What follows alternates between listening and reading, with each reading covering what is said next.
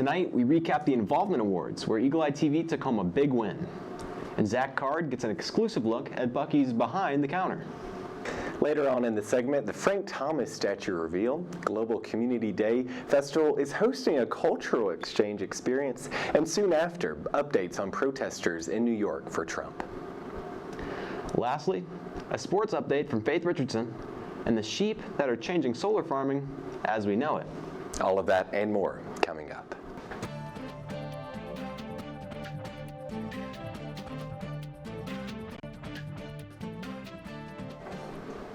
Good evening, and you're watching Eagle Eye News at 6. I'm John Carter. And I'm Joe Champagne. Eagle Eye TV's reporter Jakai Spikes got a recap of the Involvement Awards that took place just last night. Fortunately, Eagle Eye TV won the award for excellence in career readiness. Congratulations, Eagle Eye team. On April 11th at 6:30 p.m., the Student Involvement Awards took place in the Student Activity Center. Attendants were handed programs that held the itinerary for the night.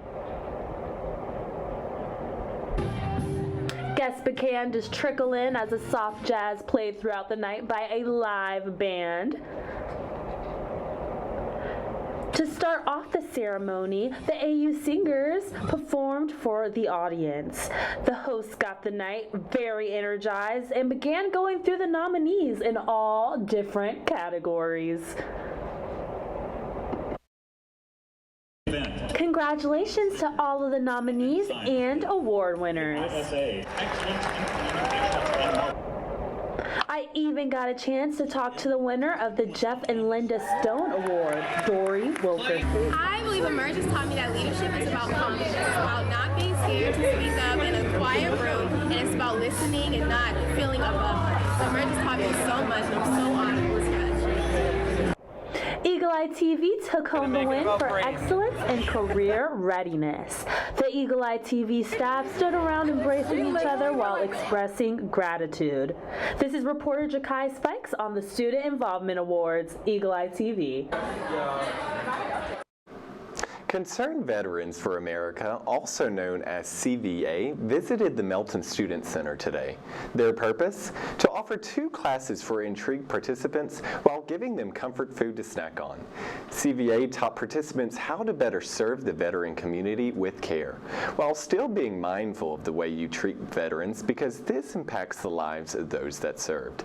The session today covered the history of the Veterans Administration and the passage of the Mission Act. A huge congratulations to President Christopher B. Roberts on behalf of Eagle Eye for being honored with the installation ceremony.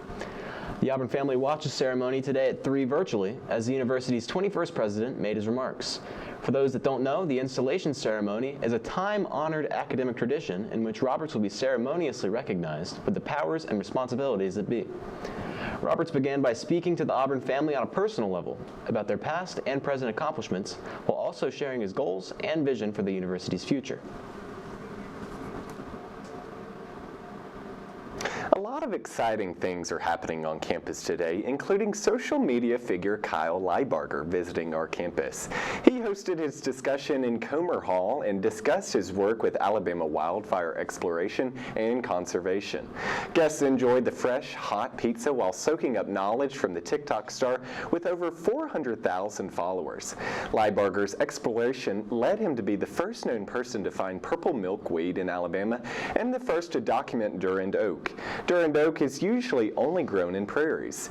Because his findings have helped restore a number of Alabama's dwindling grasslands, this inspired him to be co-founder of the Native Habitat Project. This project was made to support habitat restoration efforts in Alabama. Involvement Ambassador Lydia Wieditz is updating us on the Beat Bama food drive and many more ways to get involved on campus. Over to you, Lydia. War Eagle guys, my name is Lydia Wieditz and I'm here with your involvement update. Beat Bama Food Drive is hosting this year's SEC Food Fight. Join them on the concourse all week long to find out more about fighting food insecurity and help Auburn win the SEC Food Fight. They will have free food and goodies. It's just distribution week. The Colorado will be handing out the 126th edition of Auburn's official yearbook. The book is free to students, and they will be handing out books at 6 different locations throughout campus. Make sure to pick yours up this week.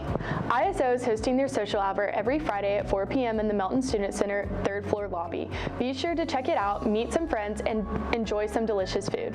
My last update for today is to be sure to check out organization days on Haley Concourse every Wednesday from 10 a.m. to 2 p.m. to stay up to date on the ways you can get involved throughout the semester. And just a reminder, AU Involve has information about everything going on around campus, so I encourage y'all to check that out for more involvement opportunities. If you have any questions, feel free to reach out to Involvement at Vaster at involve@auburn.edu. Thanks, guys, and War Eagle.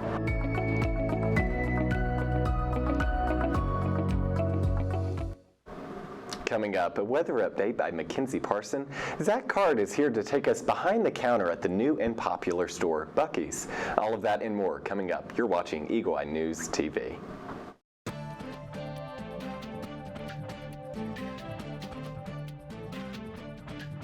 Welcome back to Eagle Eye News. I'm Mackenzie Parson here with your weather update for the week. We started off today with heavy clouds that moved into rain and temperatures in the high 60s. Tomorrow, the rain will continue, but the temperatures will increase up to the 70s. This weekend will remain warm and cloudy with a high of 79 on Saturday and then dropping down to 70 on Sunday. Next week, we'll start with the sun coming back on Monday with a high of 69 and then more sunshine Tuesday and temperatures warming back up to a high of 77. Wednesday, we see the clouds moving back in, but the heat will remain with a high of 79. That's all we have for your weather update this week. Thank you for watching. I'm Mackenzie Parson and War Eagle.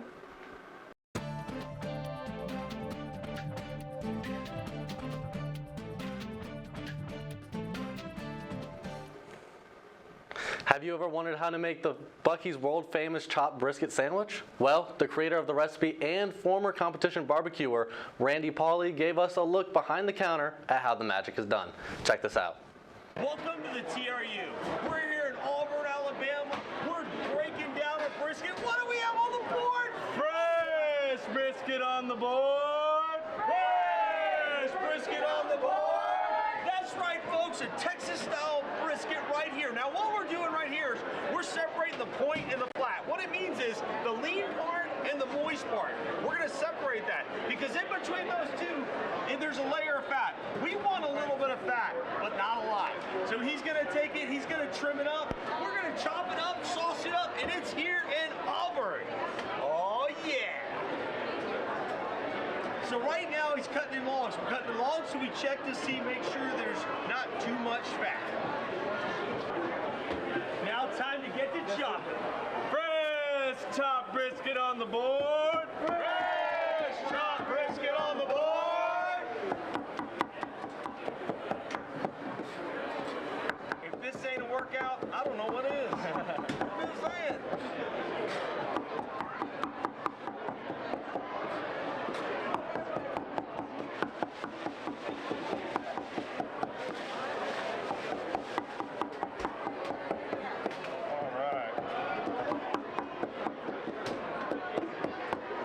What time it is now? It is sauce time. It's about to dip into this stuff. Fresh sauce on the board. Fresh sauce on the board.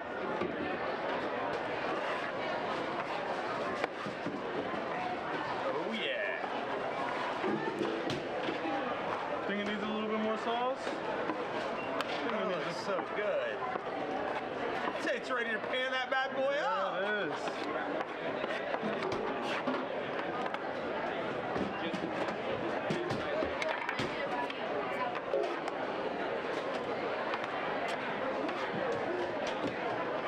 And for those that are wondering, we got 2 scoops. You got your regular chopped briskets here, but don't forget, we got a big bucket XXL sandwich. Same exact meat, just a lot more on the sandwich.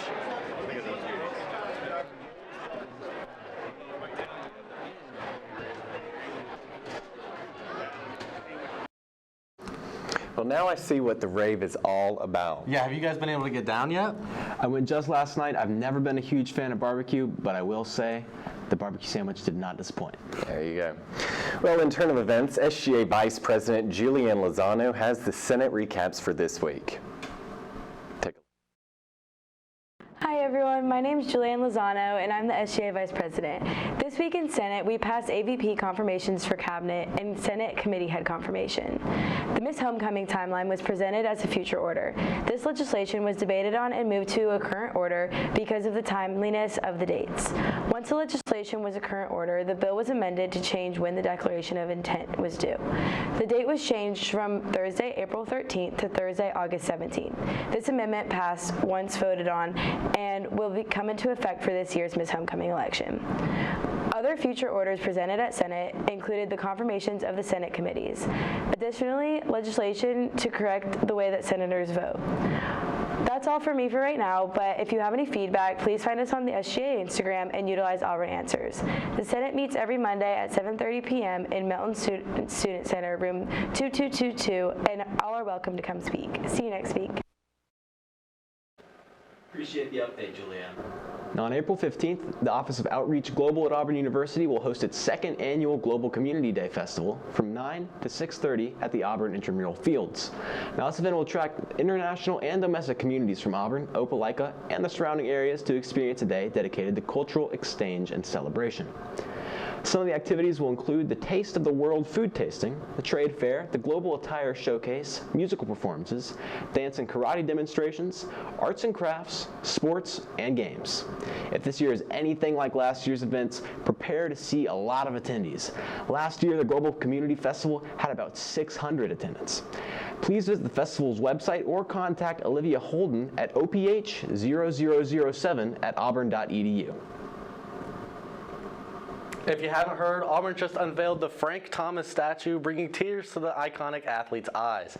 Fans screamed War Eagle in pure joy to help Frank Thomas reveal his statue at Plainsman Park. Here's some more about the Big Hurt getting his big day. This guy can be an All-American, a first-rounder, tight end football player, and Coach Dye listens. He said, yeah, well, he said, here's the deal. I've watched him, and Hal has said he can be a first-round baseball player.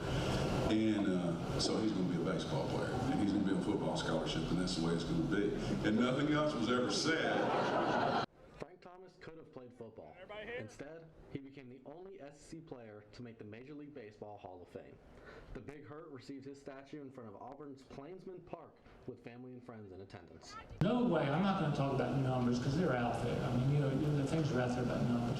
But Frank's competitive drive and his will to win and be a part of a winning thing was something I always thought was undervalued.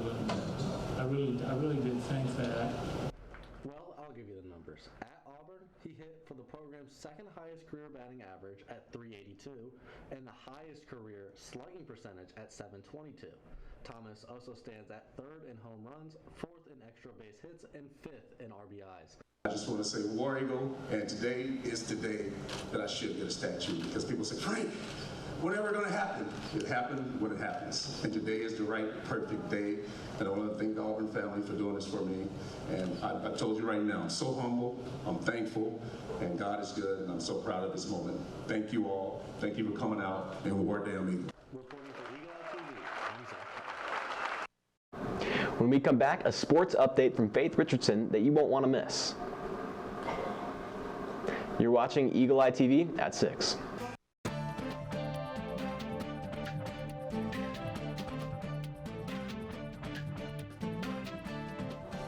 Welcome back to Eagle Eye News at 6. I'm Faith Richardson, here to update you with everything sports. Saturday, we had our football spring A-Day game. If you were out there, you can confirm it was freezing and pouring the whole 60 minutes. Unfortunately, with how heavy the rain was, this made it difficult to get a good look at how well our quarterbacks can really get the ball to our receivers. Along with that, how well our receivers can catch. While there still isn't a confirmed depth chart, I want to know what y'all think about this three-man quarterback battle. Let us know your thoughts on our Twitter. After the scrimmage, it appears Robbie Ashford is the front runner for QB1. However, Hugh Freeze said that Holden Geriner has an accurate arm and believes if he continues to improve reading the offense and running effectively, he may press Ashford into being QB1. Alternatively, Freeze has stated that he would take someone from the transfer portal if he fits into the system and the Auburn culture. Our baseball guys had a tough loss against Georgia Tech after going into a 10th inning and losing to a grand slam 12-8. They headed off to Alabama today. Let's hope they can get back into a winning streak. In other news, the Masters was this weekend. Amateur Sam Bennett, a fifth-year senior at Texas A&M, tied for 16th place. Did you know that if he had won it all, he would not have been able to accept any of the prize money because he's an amateur? Well, I don't think this is going to be a problem for him. Allegedly, he is now making over 7 figures thanks to the NIL. College golf has not been very dominant in the NIL game for the past 2 years, but Sam Bennett might have just changed that this past weekend. Congratulations to him. That is all we have for sports tonight, but for more Auburn sports, follow our Twitter at EETV_sports and check out our website at eagleeyeauburn.com. I'm Faith Richardson, War Eagle. Motorcade arrives at the New York Attorney General's office in Manhattan. Protesters gathered outside the AG's office carrying a banner that says no one is above the law and chanting Trump is not above the law. Letitia Jones, the Attorney General, has sued Donald Trump and his 3 children for staggering fraud. It's a remarkable day in history because both black Tennessee lawmakers have been reinstated after being expelled by GOP. In a follow-up interview afterwards, Parson was sworn in. He felt confident that the gun bill would be passed. Take a look. Just tell me, what is this like to get back inside here after everything that's happened? Yeah, District 86 is determined to make sure the people's voice is represented, and we are still dealing with the institutional problems of white supremacy, patriarchy that undergird this institution. We just passed a bill that makes it illegal for people in colleges and universities to teach about race and sexism. We have a lot of challenges here in Tennessee, and we need everyone to be paying attention and holding the leaders here accountable for what they say and what they swore in their oaths. And so we got to keep fighting. The last thing you said yesterday is time to get back to work. Is that what you plan to do? Exactly. So myself, Representative Jones, Representative Johnson, we all just spoke out against this bill, and we're forcing the Republican Party in the state of Tennessee to see themselves, see what they are doing to the people in this community, and we have to have this people-powered movement continue to hold them accountable, and that's going to be required in the state of Tennessee and across the country. My last question is, how will people hold you accountable? What would one thing that you think you can deliver to the people after all this that's happened? Yes, we are going to pass sensible gun legislation. I've got 15 bills, and every single slot is going to be about gun reform, and so if you have recommendations for us to pass bills here in the state, then please send them to me. Thank you so much. Appreciate it. Now, Joe, if I were to ask you who the 3rd president of the United States was, would you be able to answer? You know, John, I don't think I can answer that question accurately. Well, don't fret, because this Thursday is National Thomas Jefferson Day. Chance to take a pause and honor in memory of the 3rd president of the United States.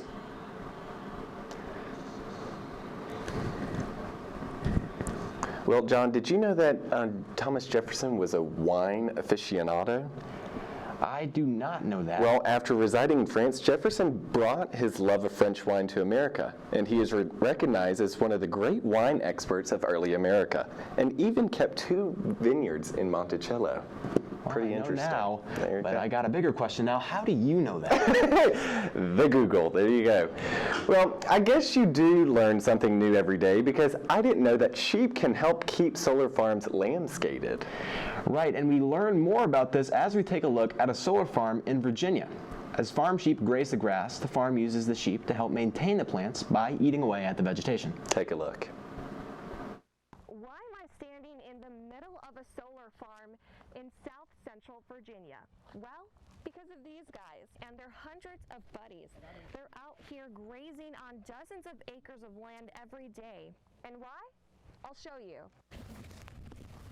Walk up, away to me, come by, lie down. We're here to manage the vegetation. Farmer Marcus Gray showed us how his sheep landscape more than 200 acres at Dominion's Sussex Drive Solar Farm. One of the needs that the solar industry has is to maintain the plants that grow in and around the arrays, and so rather than burning fuel with mowers, we use sheep to eat the vegetation. As part of Dominion's solar grazing program, these sheep clean up more than 40 acres a day across 5 of their solar farms. We are trying to get creative and innovative in vegetation management. And it's more environmentally friendly because it saves emissions generated by lawn mowing equipment. All the sheep keeping it green while eating the green. Grass-fed animals produce fewer emissions than, say, grain-based systems. So it's actually better to have the sheep out here on the land making use of it and concentrating that carbon back into the soil. The digested grass and manure also helps improve water filtration from rain, which provides a cooling aspect for the more than 80,000 solar panels here, which in turn also makes them more efficient. And it makes the ground prime real estate for any future agricultural needs. So we're reducing emissions, we're stacking carbon into the soil, and we're stacking the economic and ecological benefits as well.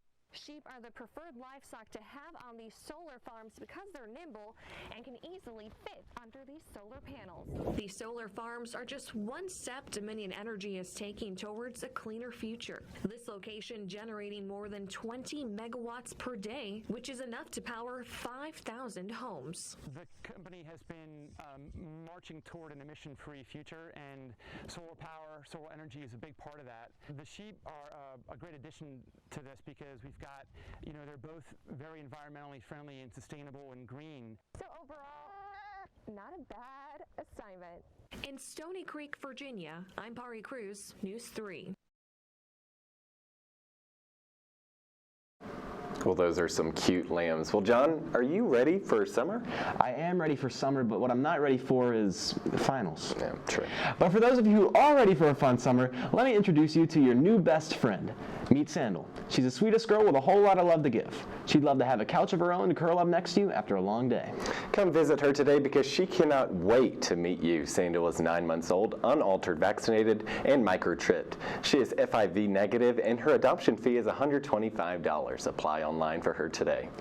Well, we're out of time for tonight, but for more Auburn news, head over to our website, eagleeyeauburn.com, and make sure you stay tuned for our Monday and Thursday news shows at 6, along with our sports news show, which is Wednesdays, also at 6. I'm John Carter. And I'm Joe Champagne. And make sure to tune in to our social media pages. Thank you for watching. War Eagle.